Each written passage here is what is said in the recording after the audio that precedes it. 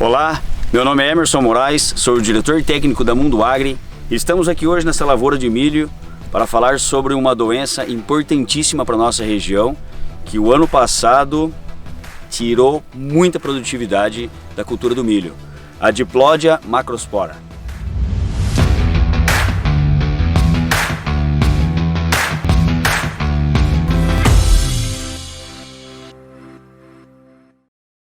A ocorrência da Diplodia macrospora na cultura do milho iniciou no Brasil pela primeira vez em 1935. Assim como outras doenças, sua ocorrência, severidade nessa cultura aumentou muito nos últimos anos.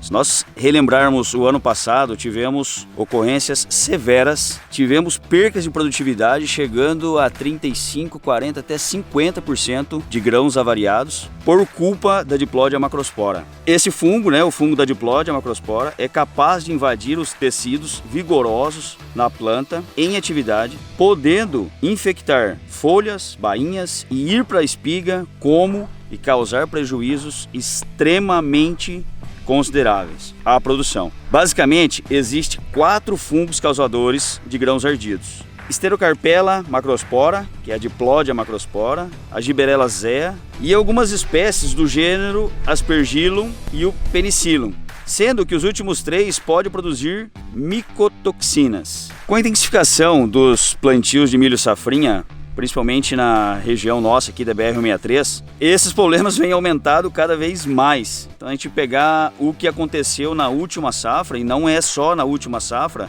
tivemos problemas seríssimos, de descontos e até mesmo alguns locais que não quis receber o grão danificado por essa doença.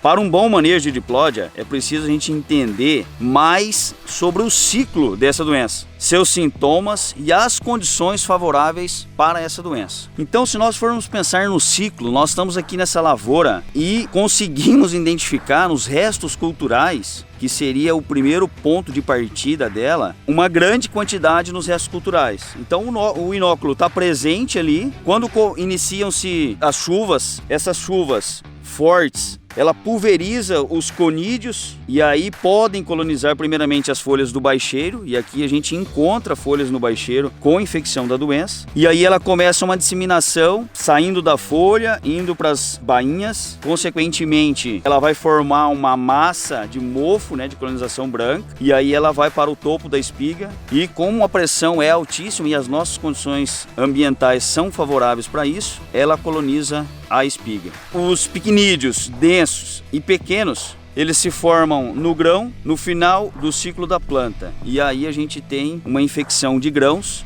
Consequentemente, quando a gente vai colher essa planta está infectada, volta para os restos culturais e a gente começa todo um ciclo novamente de infecção. E ano após ano isso só vai aumentando se a gente não fazer um manejo satisfatório para o controle dessa doença. Em relação a sintomas, os sintomas do fungo de Diplodia nas folhas são muito parecidos com mancha de túrcico, porém há uma pequena diferença.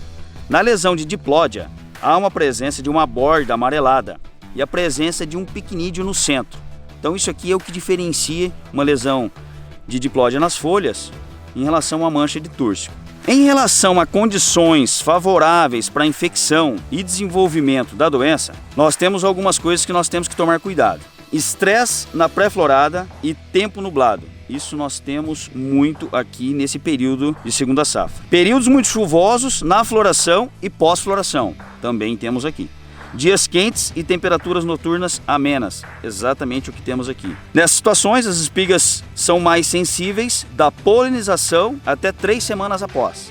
Climas úmidos, temperaturas de 28 a 30 graus, também favorecem muito essa doença. E uma coisa que nos preocupa bastante e que tem muito aqui na nossa região da BR-163, aqui no Mato Grosso, são solos com desequilíbrio de potássio. Então, condições de manejo e controle. Isso é uma observação interessante e eu chamo a atenção de vocês para uma solução e um manejo em conjunto. Então a solução, ela não está ligada numa ação isolada. É preciso buscarmos alternativas sistêmicas que sejam aplicados em conjunto para tentar escapar desse problema seríssimo que temos de danos causados por Diplodia na cultura do milho.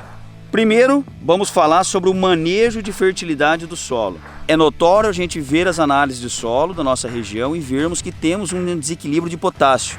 Estamos colhendo mais soja, estamos colhendo mais milho e não estamos repondo ao solo a quantidade necessária que há para produzir essa quantidade. Consequentemente, nós temos um desequilíbrio de nitrogênio e potássio, um desbalanço, e isso aí acarreta uma quantidade maior dessa doença na cultura do milho. Hoje nós temos alguns milhos que têm uma certa seletividade, uma certa tolerância. Então nós podemos escolher híbridos que tenha essa tolerância, consequentemente nós vamos evitar isso. Manejo de palhada. Eu sou um fã de cobertura sobre solo, principalmente braquiárias, e nós temos notado, isso aqui tem trabalhos científicos para provar isso, e nós temos notado no dia a dia no campo, as áreas que têm uma cobertura de solo sobre a resteva de milho da última safra, há uma pressão menor sobre essa doença para a cultura. Se nós temos o milho consorciado com braquiária, a mesma coisa. Há uma pressão menor dessa doença para a cultura. Época de plantio. Sabendo que é da floração até o grão bolha o momento mais susceptível para a infecção do fungo, é possível traçar uma estratégia de colocar o material mais sensível quanto esse momento não culminar com períodos que normalmente chove mais. E por fim, em relação a ponto de colheita, esse é um ponto importantíssimo. Para materiais sensíveis a essa doença, nós podemos adotar uma estratégia. Para produtores que têm armazém na fazenda, nós podemos colher esse milho com umidade um pouco maior. O que seria esse maior? Acima de 25 graus. É uma umidade alta? Sim, é uma umidade alta, mas nós podemos evitar percas porque nós não expomos esse milho no campo com uma pressão alta desse fungo. Então nós colhemos esse milho com mais umidade, levamos para o armazém, secamos. Nós vamos ter uma qualidade superior de grão em relação a gente deixar esse milho exposto ao campo a essa doença. Bom, a gente está numa lavoura aqui e a gente encontra nos restos culturais a presença do fungo aqui. E isso aqui, por respingo, vai vir para as folhas mais novas. Então, uma coisa que nós estamos observando muito, as áreas que nós fazemos consórcio de milho com braquiária, nós estamos encontrando uma redução na pressão e no aparecimento da diplódia nos grãos. Então, áreas que nós temos palhada, cobertura, nós estamos tendo uma redução da pressão desse fungo para com a planta. Isso pensando em cobertura sobre os restos culturais.